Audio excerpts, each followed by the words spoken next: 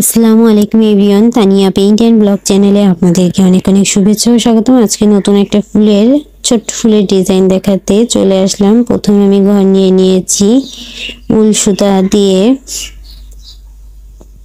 একটা ঘর নিয়ে নিয়েছি। দ্বিতীয় লাইনে গ্যাপ ঘর সহ ঘর হবে 3টা।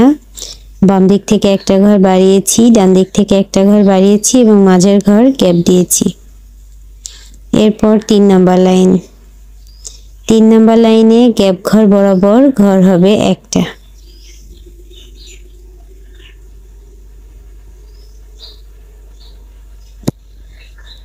এরপর এক লাইন গ্যাপ দিয়ে সেই একটা ঘর বরাবর আরেকটা ঘর নিলাম এবং বাম দিক থেকে একটা ঘর বাড়াবো, দ্বিতীয় নাম্বার ঘরটা গ্যাপ দিব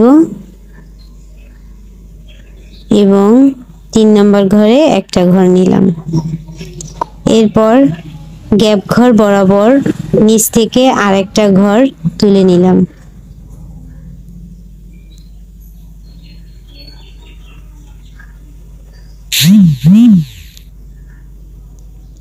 এবার একটা লাইন বাদ দিয়ে একটা ঘর নিলাম।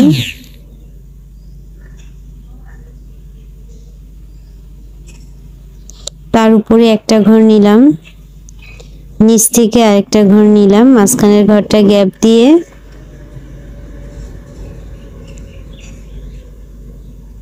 নিচ বরাবর গ্যাপ ঘর অর্থাৎ গ্যাপ ঘর বরাবর আরেকটা ঘর নিলাম। আবারও এক লাইন বাদ দিয়ে সেই একটা ঘর বরাবর একটা ঘর নিয়েছি।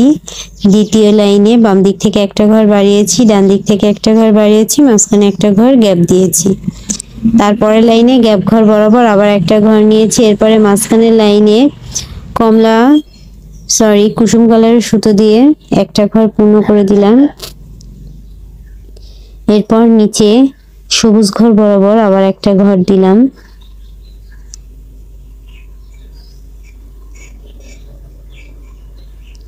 দর্শক, যারা আমার চ্যানেলটি এখনো সাবস্ক্রাইব করেনি তারা আমার চ্যানেলটি সাবস্ক্রাইব করুন এবং পাশে থাকা বেল আইকনটি ক্লিক করে অল করে দিন।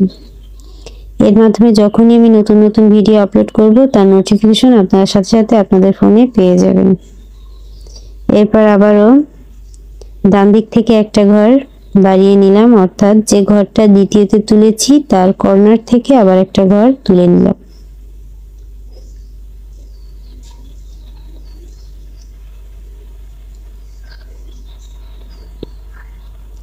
এরপর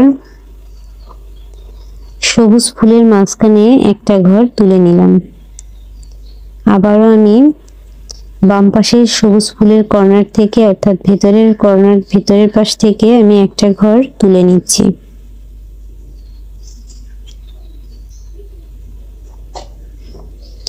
এরপর হলুদ ঘর কোণাকুণি একটা ঘর তুলে নিব, অর্থাৎ একটা ক্রসের মতন হবে, অর্থাৎ গুণ চিহ্নের মতন করে ঘরটা মিলিয়ে দিব। অপর সাইডে চলে যাচ্ছি এবং একটা ঘর আবারও কর্নার সাইড থেকে তুলে ভেতরের সাইডে চলে গেলাম এবং ভেতরের সাইডের ঘরটা ফিল আপ করে দিলাম। আশা করি ভিডিওটি ভালো লেগেছে। ভালো লাগলে লাইক, কমেন্ট, শেয়ার করতে ভুলবেন না এবং সাবস্ক্রাইব করবেন। ধন্যবাদ।